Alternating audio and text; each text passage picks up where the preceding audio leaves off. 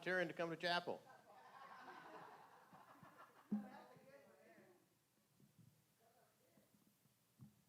Everybody did. Unless you're here under a judge's order, you all volunteered to come, right? There you go. That's a whole different sermon. All right, Exodus chapter 20. We're still there. You should have it bookmarked for the next 5 weeks. Well, if you're going to do 10 commandments and you're only on number 5, right? We're going to be here for a while. I'm doing one a week.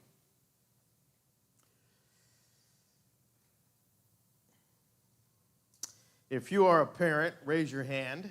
That's a parent. And you survived raising a child. How many have got them into some of the teenage years? Teenagers now, huh? Yeah, congratulations. We're going to need to fast and pray for some of you that are raising teenagers. I bet you more than once you wanted to look at your kid and quote this one. Honor your father and mother, then you will live a long, full life in the land of the Lord your God has given, and because you don't, I will take you out of it, and I will create another one look just like you. Sometimes we want to add to the scriptures because of our emotions, you know. Yeah, I added to that one. Raising kids is not for the faint of heart. There was a father of 4 teens who said, there's nothing wrong with teenagers that reasoning with them won't aggravate. Found that true? Yeah, get into a good, calm conversation, and that doesn't work well. I heard one father say, I have 5 children, 2 teenagers, and 3 I like. Thought that was really good.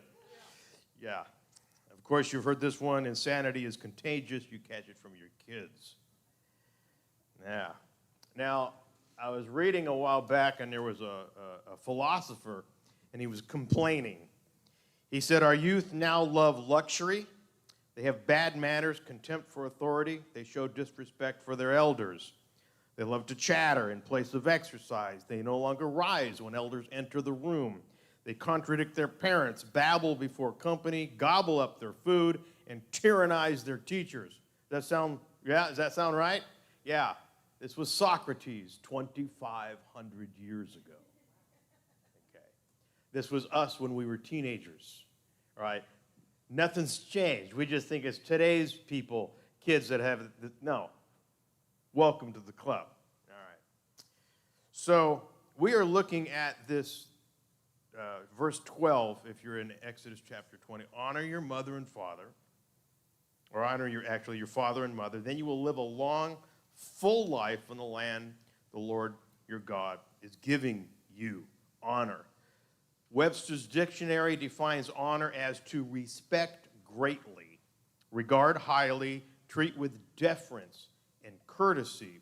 And one of the Hebrew meanings of the word honor is to be heavy and weighty. So when we honor God, we're giving an understanding to him of his heaviness, of the weight that he carries in our life.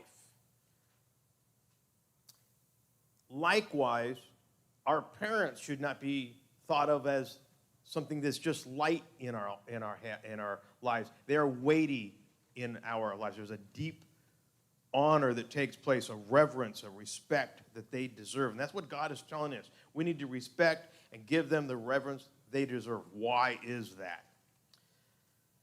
The 10 Commandments, I'm going to add in an explanation. The 10 Commandments were written on 2 tablets, 5 on each. The first tablet contained the laws regarding a person's relationship to God.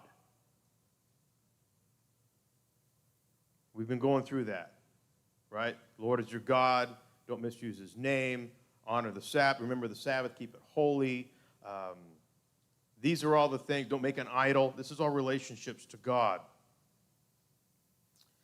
And the second, as we'll get into next week, shows our relationships to one another. Don't lie, don't murder, don't commit adultery, etc. Okay. Now, it's interesting that this commandment to honor your parents is written on the first set of tablets, having to do with our relationship with God. We think it would have to do with our relationship with others, but it doesn't, because the way we honor our parents is the way we show honor to God. Now, I've taught this for a number of years to Hannah's house, and usually when I come and say, we're going to talk about honoring your mother and father, there's always one or two people that kind of bow up on me. Okay, this is the most bow up teaching that I do. You're not going to tell me to honor my mom and dad. I'm not telling you to do anything. I'm offering you an opportunity to honor God. What you do with that's up to you. All right? Now, the Jewish writers, philosophers, wise men wrote that there were actually three partners that go into creating a human being: God, the Father, and the Mother. Nobody's here without a father and a mother. And there are no fathers and mothers without God creating an Adam and Eve. That makes sense. So if someone honors their parents, God considers it as if we are honoring him. And we honor our parents because by doing so, we're honoring God, and that's why we give the honor and reverence to our parents as they deserve it, because they're human beings created in the image of God. Now, in the second version of the Ten Commandments, this is found in Deuteronomy chapter 5, Moses expands it a little bit. He says, honor your father and mother, and then he adds, as the Lord your God commanded you.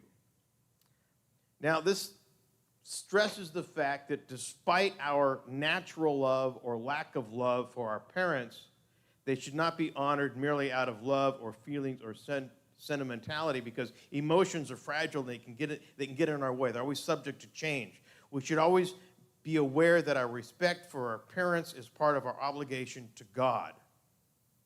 Okay? He's not asking you how you feel about your parents. He's asking you to honor them. Now, I encourage you not to make the respect your children should give you hard for them to give. Right? The way it was hard for you, some of you, it's hard for you to give the respect and honor that are due your parents because of the way they treated you. I get it. Don't do that to your kids. But we're all in the same boat. Why? Because we're all sinners, and I'll come back to that. So respect for our parents is a cornerstone of the Bible. And Jewish and Christian tradition are based on a series of links that are taking place from one generation to another. Abraham, Moses, Mount Sinai, where the Ten Commandments come through. We work it through David. We work it through the prophets. We work it through the Messiah. It's all the same message. Here in this fifth commandment, we honor our father and our mother, and it guarantees that we're going to obey the first four. Now remember, these commandments were not given to an individual. They're given to a nation. They're given to a society.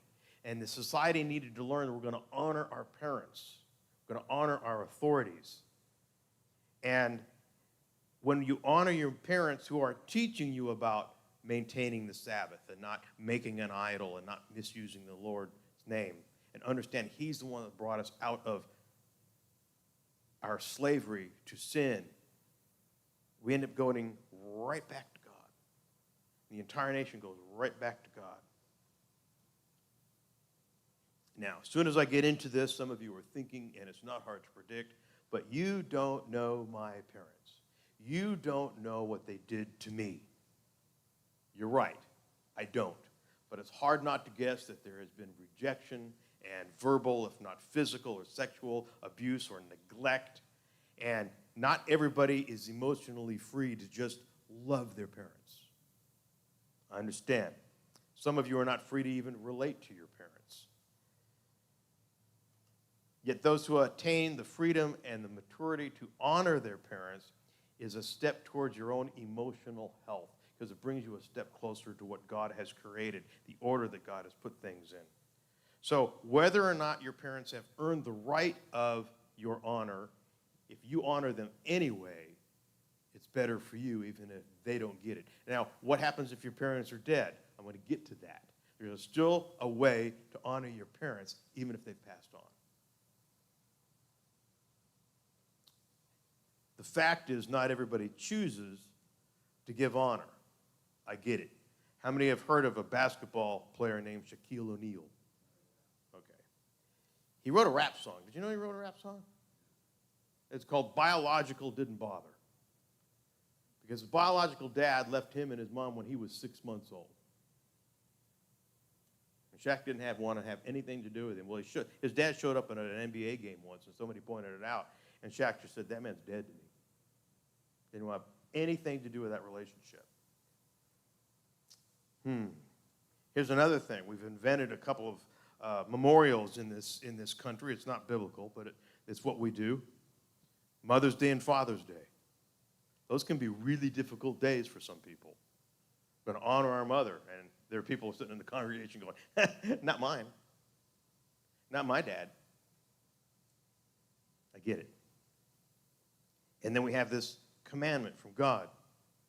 Now, it doesn't say honor your mother and father if they've been good and they've earned it. It just says honor your mother and father.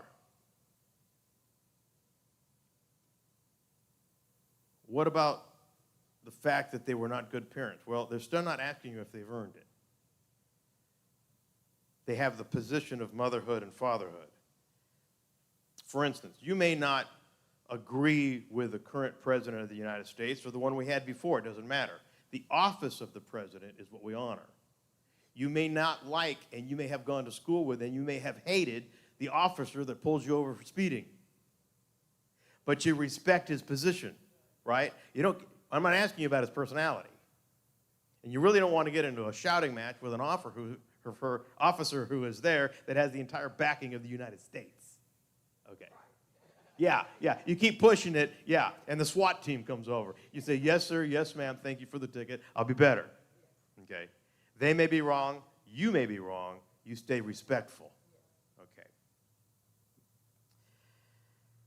I think that every one of us has a childhood memory that is not optimum. How was that? That was pretty well put. But we can still work through them with God's help. Worthy or not, our parents should have our honor because they are our parents. And it's a mature thing for us to do. There was a Christian author named Lewis Smedes, and he offers a really great perspective. He says, the commandment to honor parents doesn't tell children to feel happy about their parents or to enjoy camping with them or even having them over to dinner. It says nothing about happy emotional relationships. All that it commands is honor. The commandment is concerned with family structure and the role of parents and teachers and leaders in the family. He goes on to say this, and he separates love and honor. He says, love is a natural impulse. Honor is a moral choice. Okay? We have all met somebody that within about the first 5 minutes of the conversation, you go, oh, I'm going to love this person the rest of my life. This is good. And you have. You've also met other people that within the first 5 minutes, you're looking for the exit. And church has just started, and you're supposed to fellowship with them, and it's really hard. I get it. Yes, ma'am. A moral choice. Honor is a moral choice. Lewis Smedes, S-M-E-D-E-S. Even when love is absent from a relationship, there's still a place of honor. The best relationship should have both, but we've already realized on earth, the best relationships don't always happen. Okay. So the other thing is this commandment is given to us as adults to honor our adult parents. You don't yell this at a 4-year-old. They don't get it. Okay. You don't even discuss this with a teenager. You can't get through the hormones. You can talk to them when they're about 27. Right? How many of you didn't grow up till you were way into your 20s? Yeah, okay. So when we leave our mother and father and cling to our spouse, we are leaving that covenant relationship with our parents, and we're starting another one. This means that our parents are not our primary instructors in our life anymore. Okay. So now that we've left home, what is our relationship with our parents who are still at home? And God tells us what it is in this passage. We honor them. Their lives are heavy and meaningful in our thoughts and prayers. We don't do things in a way that would misuse the name of God. Remember last week? We said taking his name in vain. It says using his character, misrepresenting who he is. I taught on this, and we were in the chapel. And this has been maybe 2 years ago or so. Somebody came up to me and he said afterwards, the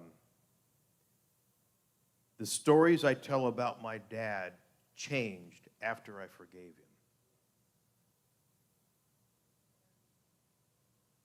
Let that sink in for a moment. Okay? When he came to understand the forgiveness God had in his life, and the stuff that we've all done that should not have ever been forgiven by anybody, but God has done that. And then he offered that same forgiveness. If I've been forgiving, I'm going to forgive another. I'm going to let go of it for my dad. Forgiveness is letting go of the hope of a better past. It's not changing it. Forgiveness means to release, and he released his dad from any sort of judgment, any sort of penalty. And when he released him and understand he's a sinner just like I am, the stories he told about his dad changed, and so did his prayers. That's good stuff. I don't want to say or pray or tell stories about my parents in a way that would misuse the name of God. So we're going to look at two themes this morning. And from them, I pray we gain a deeper understanding of this commandment so that it will affect not only those who are here, but you know what? You may be able to affect somebody else you're going to talk to later, and they're having problems with their parents, because I've never met somebody that didn't, right? All right. So write this down. Why we should honor our parents. Why we should honor our parents. So I want to give you a couple of those. Why we should honor our parents. First, it teaches us to honor all authority. Why we should honor our parents is it teaches us to honor all authority. That's the first one. Now, the second part of the commandment says the reason we are to honor our parents is so that we will live a long, full life in the land the Lord has given us. Now, too often we see that as a reward. The reward is you'll get a prize, long life. That's not what it is. It's not a reward, it's a reason. And the reason is this. If you build a society in which children honor their parents, the society will survive for a long time. Remember, he's concerned about the nation of Israel surviving. And if children learn to honor their parents, the society will last longer. The opposite is also true. A society in which children do not honor their parents is doomed to self-destruction. Here's a fact. The health of a nation depends on the health of the family unit. When a nation puts the needs of the government over the needs of the people, you have communism, and that eliminates God.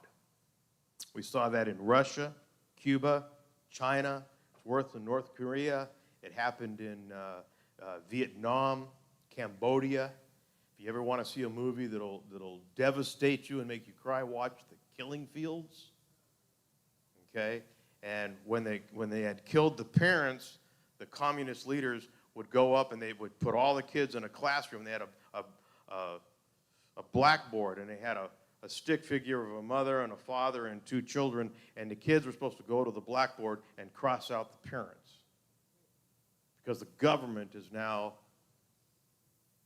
your parent. The government is now your God. And that's why communism doesn't allow for Christianity, because the government wants to be your God. That's why it doesn't like churches, because God is God. And that's why so many churches got in trouble when there was a shutdown a couple of years ago for COVID, for the pandemic. The law said you can't meet together, and a lot of churches did anyway. The pastors got arrested. You know why they didn't want them meeting together? Because the governor wanted to be God. And the pastor said, you're not God, God's God, we're going to obey God, we're not going to obey you. Okay. One of the first things a communist society tries to do is break the child-parent bond, shifting the allegiance of the child to the government. The fact is, the most influential, creative, vibrant, and long-lasting societies are those where the family comes first and the child-parent bond is sacred. I don't know how much news you guys are watching. Probably not a lot, okay? Or have been before you came here. There are school districts that are pushing the gender affirmation far. Okay, so now if your 7-year-old or 8-year-old decides that they're not a girl, they want to be a boy, and you need to start calling me a boy's name, the school district is saying you cannot tell the parents. Yes. You can't tell the parents if your child is having a gender issue. Well, the media is all over this. I didn't have that growing up. We knew the difference between boys and girls, okay? Yeah. So now if your 8-year-old girl decides that she wants to be a boy and the parents are in a divorce settlement in California, if one parent will not affirm their desire to be another gender, they can't have the kid. It goes to the other parent who's going to affirm their gender. So now you got teenagers who can't get a driver's license, they can't buy cigarettes, they can't vote, they can't buy a gun, but they can tell the doctor, cut my breasts off, I want to be a boy, and the doctor will. And you can't tell the parents. This is America. There's a child-parent bond that's being broken on a number of issues. Okay, this is evil. Okay, this is nothing new. Trying to break that bond has gone on forever. Okay, we're just seeing more of it now. So, just want you to be aware that God put the family unit first, and when the family unit is healthy, the nation is healthy. But our nation's not as healthy as it used to be. When I was growing up, when you were growing up, when you went to school and in the 3rd grade, the question was, what does your dad do for a living? Today the question is, which parent do you live with? Okay. We got issues in this country because we've gotten out of line from honoring our parents to honoring that which will give us what we want. I didn't get a lot of what I wanted from my dad. But I remember saying to my 3rd grade teacher, he dropped me off on his motorcycle. We were in San Diego, and introduces me, and I get to meet my teacher, and my dad says, listen, he can be kind of mouthy, and if he gets out of line, you have my permission to spank him, and then call me when he gets home, I'll spank him again. Hi, my name's Jimmy. I'm here for my first day of school. Okay. You know what? Jimmy didn't get out of line. He was going to honor his teacher, and he's going to honor his dad.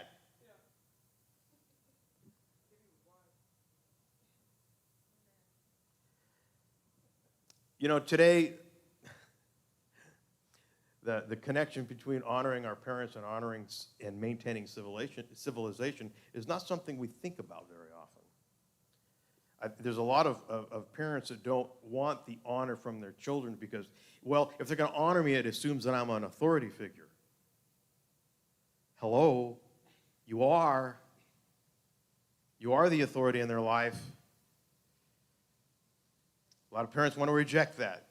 A lot of parents want to be loved by their children, not honored.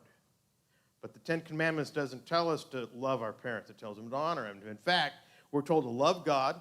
We're told to love our neighbor. We're told to love our enemies. We're told to love our strangers. Nowhere in Scripture does it say love your parents. Why? Because God was smart enough to know sometimes love in that way is just not possible. You have an emotional bond with your parents, whether you like it or not. And sometimes perfect love is not going to happen, but honor can. Some parents have so traumatized their children that loving them is not emotionally possible, but we can still honor them. Proverbs 30, verse 17 says, "The eye that mocks a father and despises a mother's instructions will be plucked out by ravens of the valley and eaten by vultures." Boy, don't you love it when Scripture just doesn't sugarcoat anything? You know, isn't that nice? You just want to think about plucked out eyes and vultures in the desert. I'm so glad I came to chapel this morning. Boy, Jim, what a feel-good message you're bringing us. Proverbs 30:17. What it's saying is that a person who disrespects their parents is put out to suffer from the elements, and judgment comes on them because their eye, if you will, their inner attitude is one of mocking and disobedience. They conclude that their parents are not worthy of respect, and they suffer in relationship to their parents and therefore in their relationship to God. Does God cause this? No, it's a natural result of treating authority with disdain because we have not honored our parents. When you learn to honor your parents, you learn to honor authority. It is so far from my mind how some people will walk up to police officers, spit on them, call them names, flip the bird in their face, and realize they can get away with it. I don't get it. I could never do that. I think every once in a while that baton just needs to draw a little blood, and they'll stop doing it. But they've got rights. Weird. Very weird. There's a book called The 10 Commandments, The Significance of God's Law in Everyday Life. And she was a talk show host I listened to a lot in California named Dr. Laura Schlesinger. And she's Jewish. And she writes in her book, parents are teachers of faith and morality. What God is to the world, parents are to their children. Unfortunately, some parents become so focused on the element of friendship or their own convenience, comfort, self-fulfillment, happiness, or love life that they forget their job is to help mold moral character so their children will have the strength to do what is right in a world that sometimes encourages them to do otherwise. A parent is a source and the origin of their children. They're the protector. They're the guardian of their children. And a parent's first job is to be a parent that raises a child in the respect of themselves and God and other adults. It's our job as parents to raise our children to become good members of society. Unfortunately, too many parents want to be their kids' friend and playmate. More than once, I've heard a parent say, oh, well, my kid's just my best friend. Can I tell you something? If your best friend is 20 years younger than you, you need to expand your horizons. Your social circle needs to get bigger. There's no way your child 20 years younger than you at 15 can be an emotional support of you at 35. Here's the second reason we're to honor our parents. Because the honor you give is the honor you receive. Luke chapter 6, verse 38 says, give and you will receive. Your gift will return to you in full, pressed down, shaken together to make room for more, running over and poured into your lap. The amount you give will determine the amount you get back. Give what? If the first thing your mind goes to is money, you've missed the point. If you have $1 billion in your bank account and no friends, you're the poorest person in the room.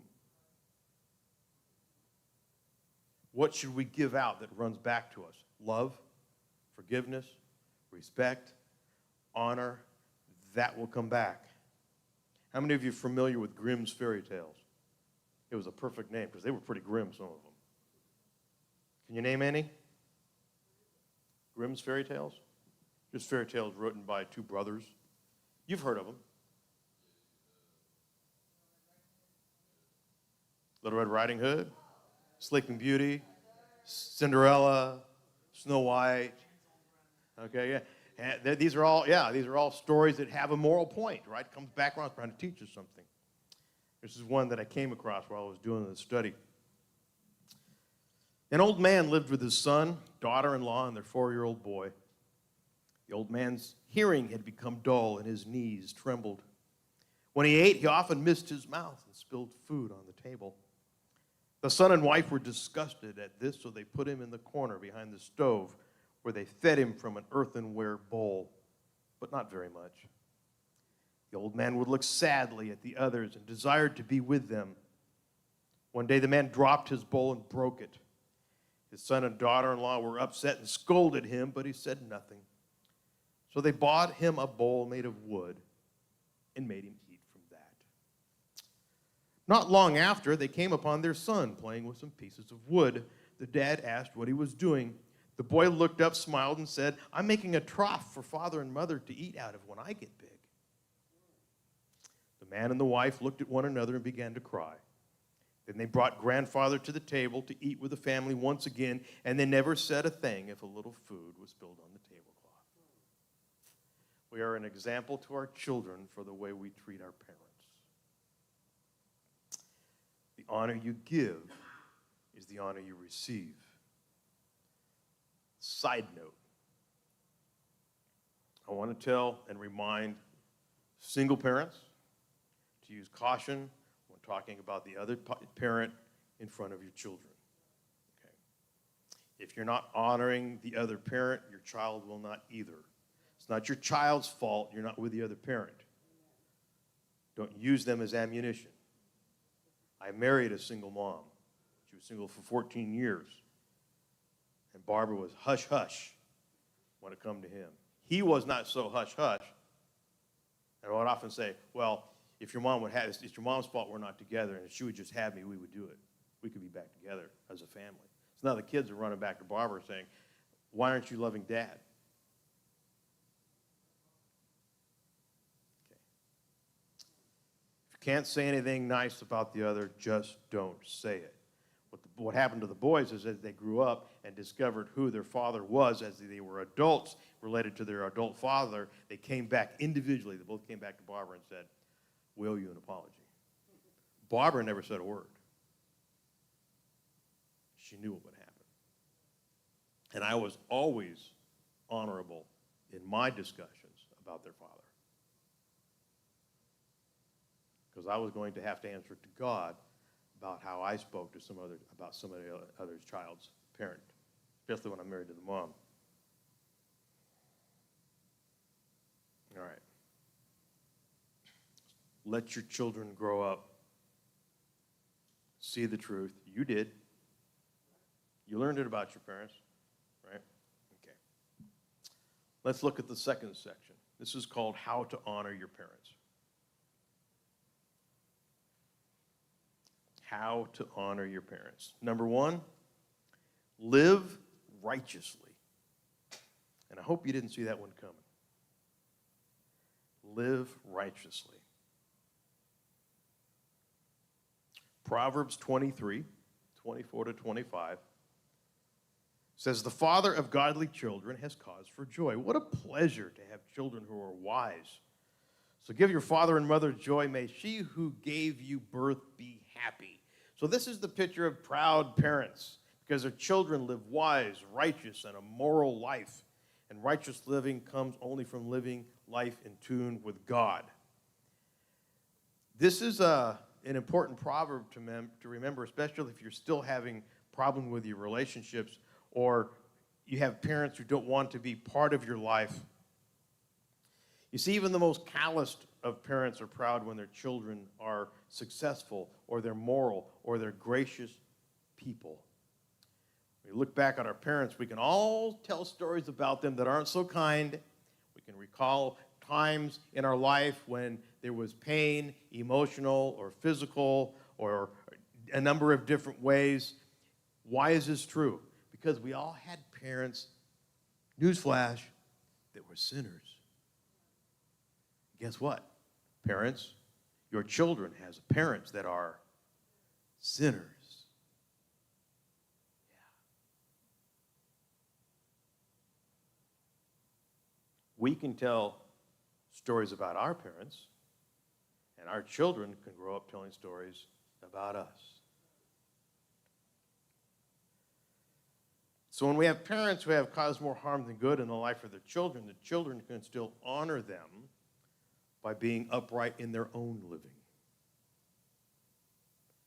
As I said, this man told me the stories he tells are different once he forgave his dad. Micah 6:8 is a good scripture to memorize and live according to this phrase. I love this. You've heard it before. And what does the Lord require of you? To act justly, to love mercy, and to walk humbly before your God. I'm going to act justly. I wasn't treated justly, but I can act justly. I can love mercy. I don't want to love retribution. I don't want to love reconciliation. I want to love mercifully. I can walk humbly with my God because I know that I'm capable of doing what my parents did. How can I live different than? So regardless of your strained relationship with your parents, when you fulfill this verse, you're honoring your parents because you're honoring God. What if my parents have passed away? Then live righteously, and by doing so, you'll be honoring them who gave you birth. You'll be living according to the way you were created to live. That's how you honor your parents. The second thing we can do is we can love graciously.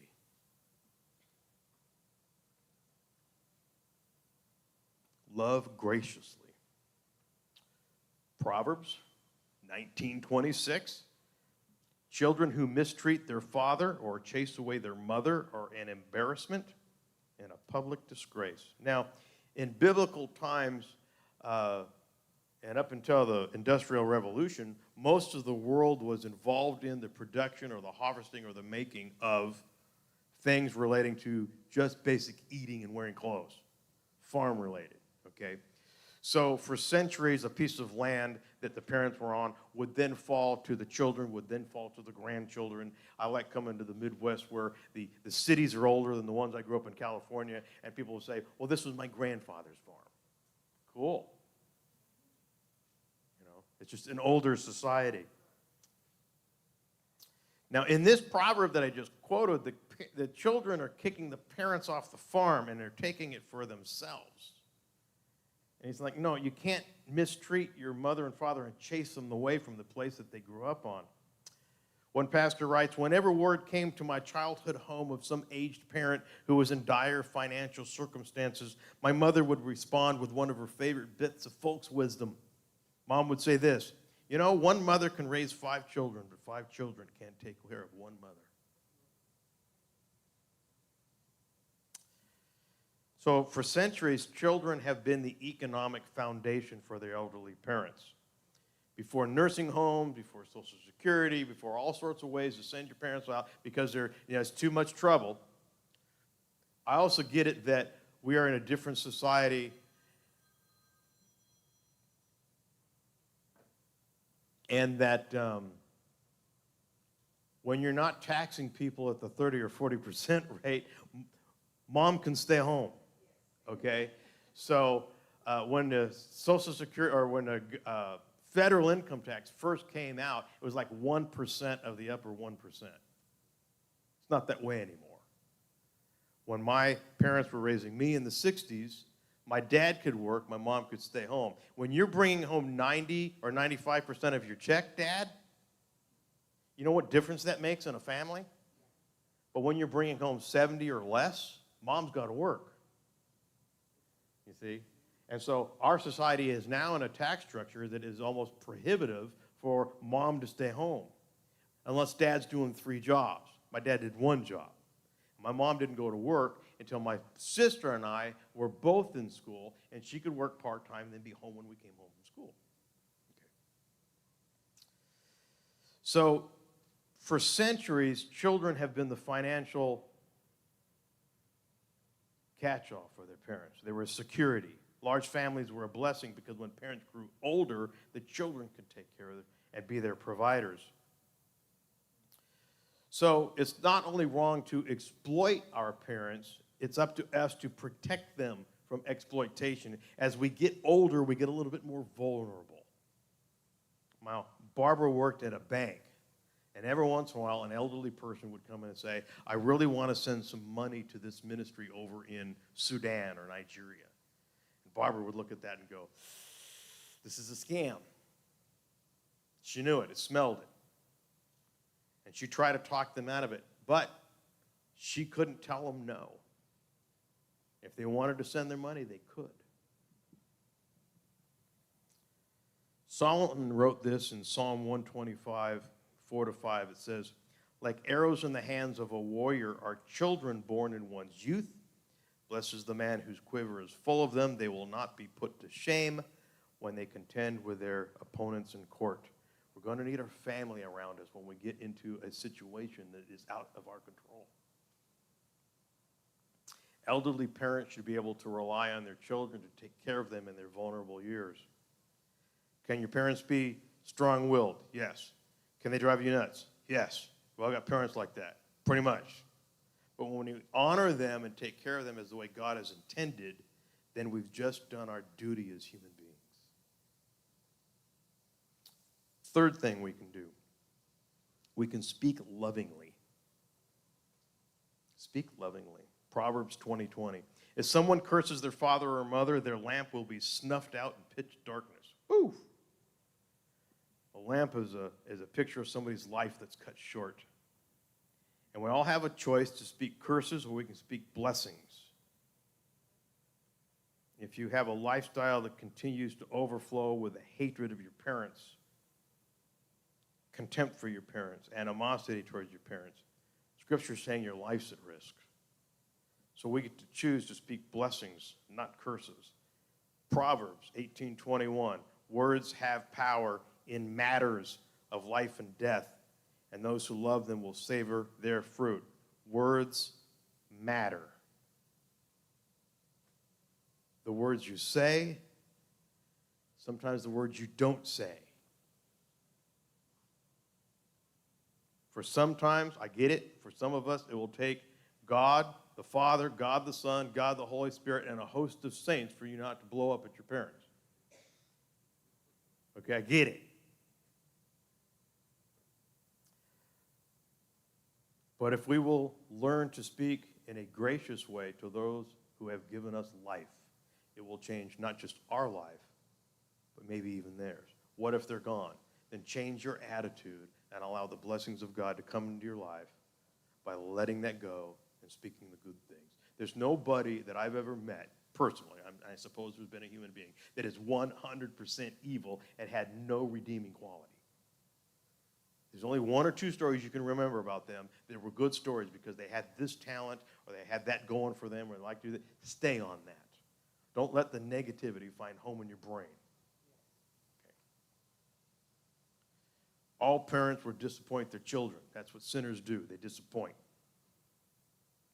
Learning to be responsible for our reactions to that disappointment without dishonoring the one Christ died for is still important. Okay? See how none of this has to do with your emotions or your love or your feelings? So much of this is an action, a choice that I'm going to make in the way my mind goes, the way my words come out of my mouth. Speak lovingly. Fourth, listen attentively. This is where most of us will get in trouble. I know it did on me. Listen attentively. Proverbs 23:22. Pay attention to your father. After all, he gave you life, and don't ignore your mother in her old age. Now, there comes a time where more than our financial assistance, especially if our parents are better off, they don't need finances from us. They need presence. They need you to listen. They want to have a conversation. They want to know they're still contributing.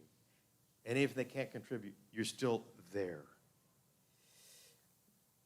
Stay in touch with your parents if you still can. Both my parents are gone. To my shame, I remember a couple of times my mom called and I was in the middle of something and I was impatient. And she'd say, I know you're busy.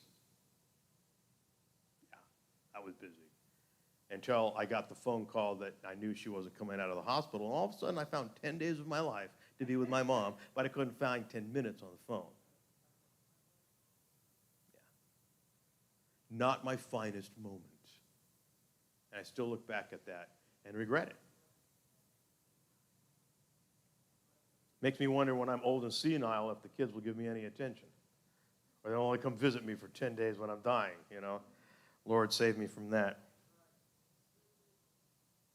Yeah, you know, parents can share those same stories over and over and over, and as soon as they start with, I remember when, you can tell the whole story and finish it for them. Let them tell the story and finish it, because you're going to want to yourself. All right? It's still better to have your parents around repeating stories than not have them. And I try to teach that to some people that still have their elderly parents. Mom's driving you nuts, and I'm like, yeah, but you still got it, and I don't have mine. Be thankful. And this guy just kind of looked at me and went, yeah, you're right. Sometimes it just takes a simple way of doing that. Yeah. So here we are. Every person here has sinners as parents, and now that you're a parent, you're a sinner, and your kids as a sinner as a parent. Great. So where do we go with this? Galatians 6:2. Share each other's burdens, and in this way obey the law of Christ. Okay, so Christ removed the penalties of our sins, which is eternal separation from him if we accept him and his goodness in our life. The fact remains that our shortcomings, my shortcomings as a Christian man, is a burden to somebody in my life.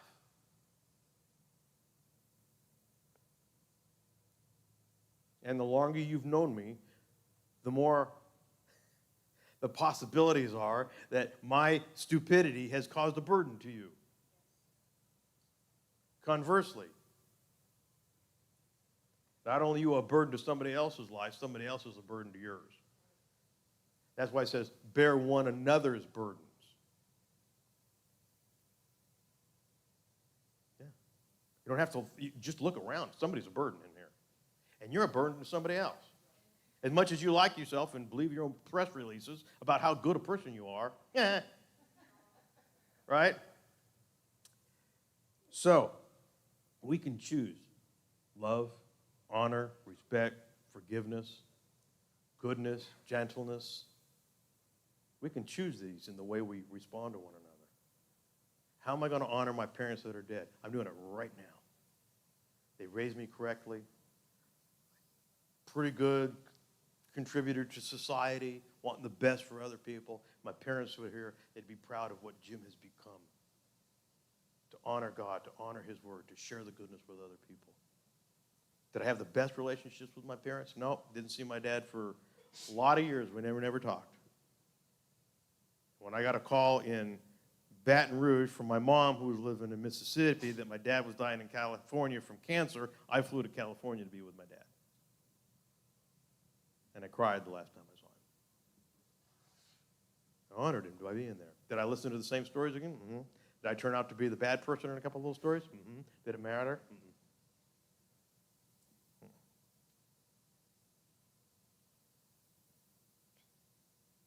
When we honor one another, then however long we live, we will live in the peace of Christ because we will be honoring God at the same time.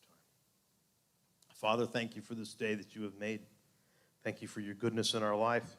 Thank you for giving us such simple instructions on how to build a good society, on how to build a good congregation, on how to build a good nation, by honoring those who are in authority, by respecting those who have given us birth, by not always understanding, not always liking it, certainly not always agreeing with it, but not misusing your name in the way we represent it.